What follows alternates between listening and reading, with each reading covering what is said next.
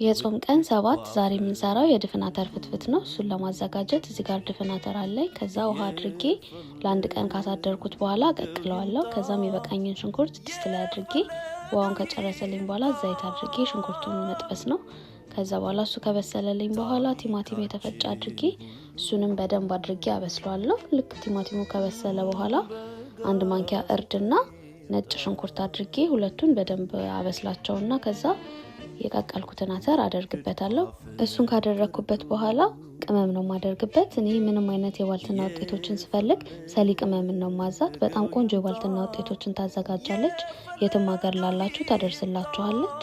ስልኳን ከፈለጋችሁ ኮሜንት ሴክሽን ላይ አስቀምጥላችኋለሁ። ከዛ እሱን ያልጫ ቅመም ከተጠቀምኩኝ በኋላ ውሃ አድርጌ ጫው አደርግና እንተከትከዋለሁ። ከዛ በሱ ብላና ቃሪያ አድርጌ እሱን ካዋድኩኝ በኋላ በቃ ፈትፍቶ ማቅረብ ነው። ስለተከታተላችሁኝ አመሰግናለሁ። በጣም ነው የምወዳችሁ። ቻው